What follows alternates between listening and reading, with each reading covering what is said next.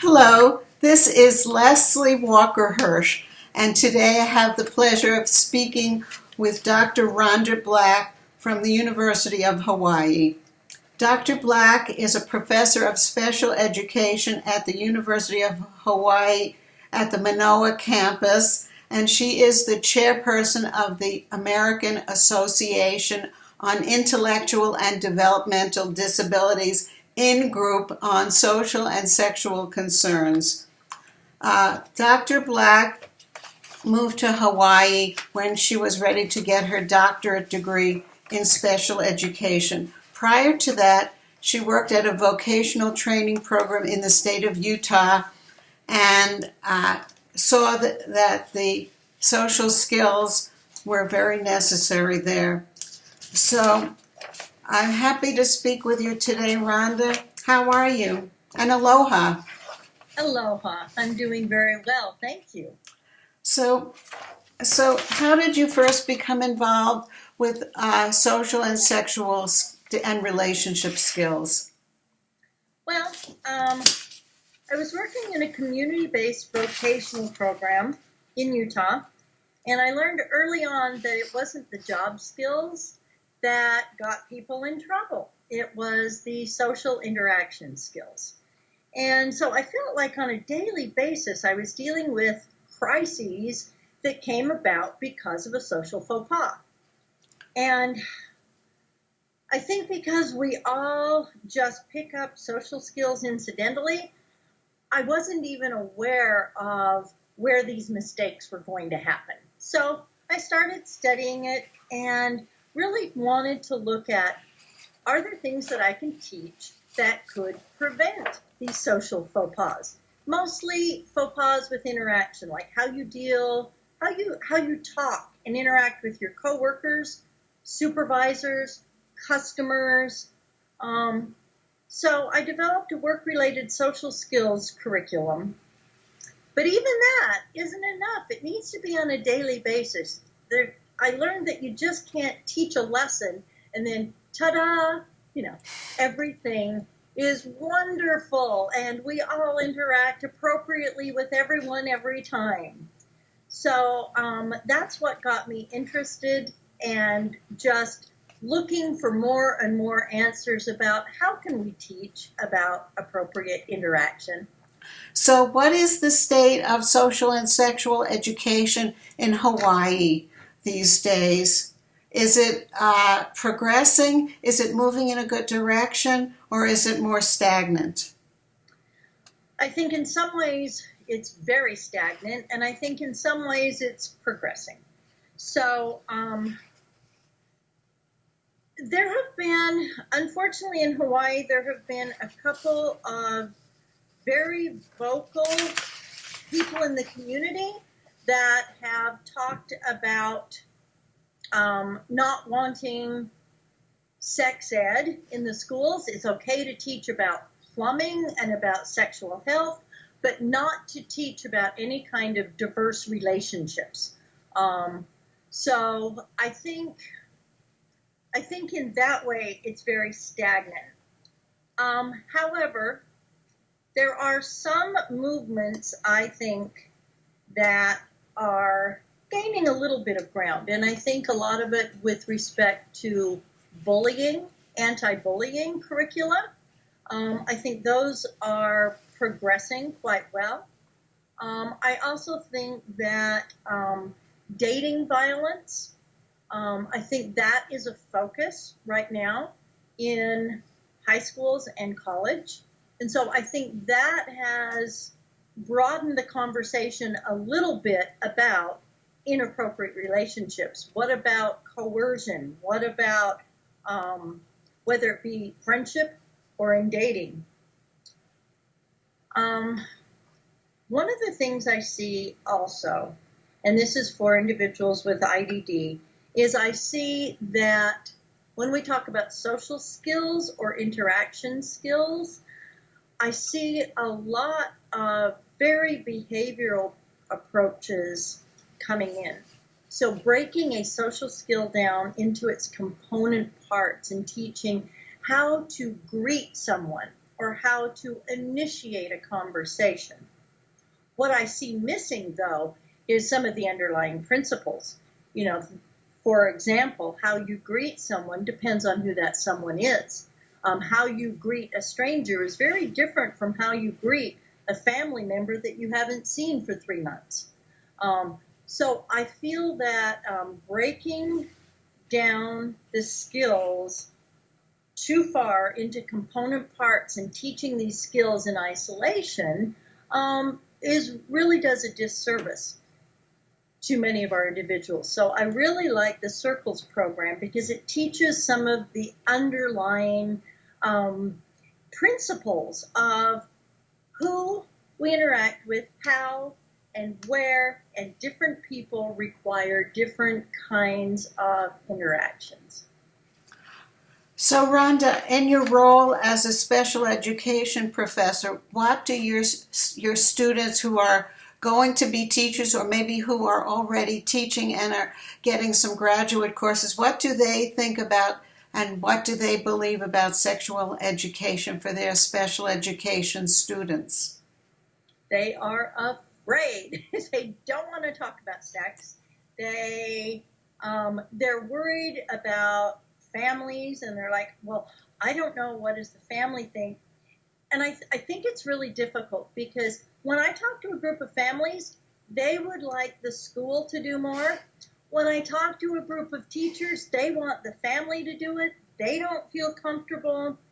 So one of the things that for my college students, whether they're undergrads or graduates, is if we talk about healthy relationships, they go for it. If we talk about, appropriate interactions and who you interact with on what basis, I think that that's really appropriate. One of the other things that I like to talk to the college students about is just the importance of social interaction. And many of our young adults with IDD just lack experience. They didn't have the same friendship talks that typically developing adolescents have. So there is this great need for approval and the need to fit in. And increasing more opportunities to interact with other people is going to make individuals with developmental disabilities less vulnerable and more empowered, having the power to make decisions. So I think one of the biggest things I try to convey to my students is everybody wants to belong. Everybody wants to be accepted. Even individuals on the autism spectrum still want to feel like they are appreciated, that they are included, that they are part of a group. So I think just working with my students and just understanding how important socialization is, and socialization can be friendships or intimate relationships. And Rhonda, I'm sure you know, but just to clarify, students, young people, and even adults who are socially isolated, they become very good victims because they're so desperate that if you throw them a little crumb, a little bit of attention, they will do anything that you ask, even things that they know they should not be doing, because they want that inclusion and that feeling of specialness. I think that's absolutely correct. I can think of a couple of young people right now that did not feel comfortable, but they wanted so badly to have a boyfriend, or they wanted so badly to fit in with these kids who were in general ed as opposed to special ed, that they would go along with just about anything. And I think if we try to provide opportunities for someone to have a friend, like for any of us, even for people without disabilities, isolation is it's just a prime breeding ground. It's very abusive relationships. It's very debilitating for depression and anxiety too. Yeah. So, Rhonda, when I introduced you, I said you were the chair of the AAIDD Social and Sexual Concerns In Group. Can you tell our listeners a little bit about that? Well, about 20 years ago, I went to an AAIDD conference, and I saw that there was this social and sexual concerns interest group. And Leslie Walker-Hirsch was the chairperson. It was wonderful. That's when I first met you, and I tagged along.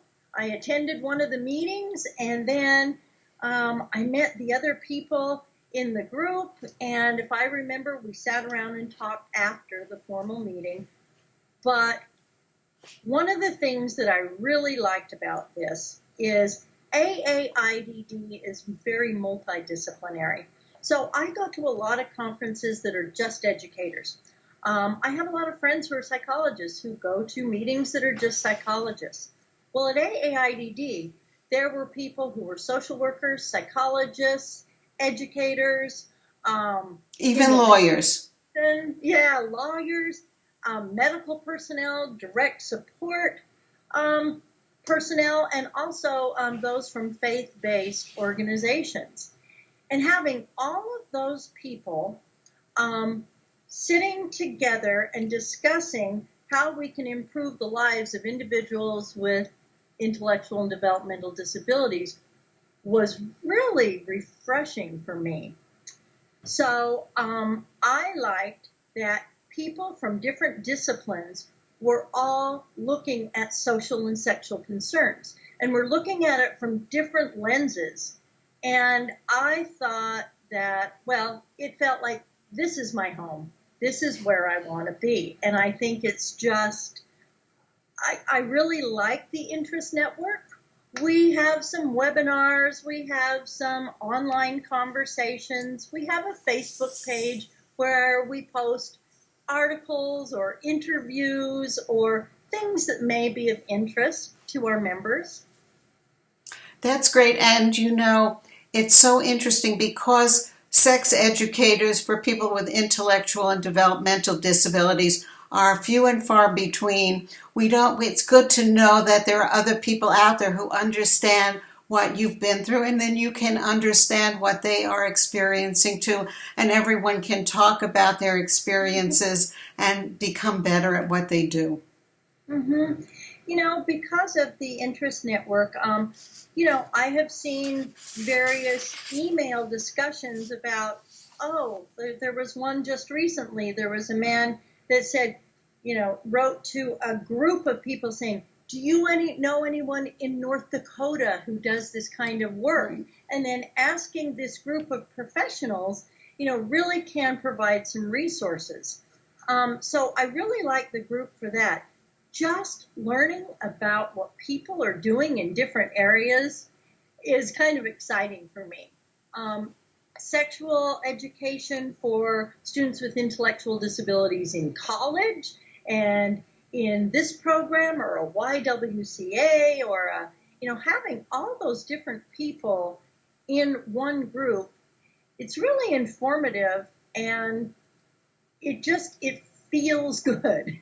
So Rhonda, if somebody who's listening to you and me talk and they wanted more information about the in-group or about the University of Hawaii, where would they go to get that?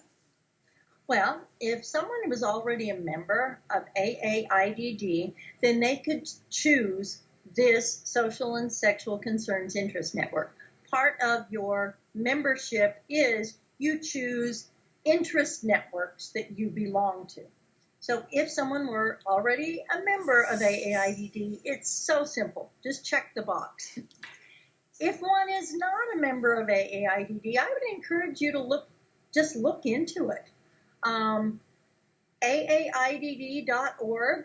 I love the organization.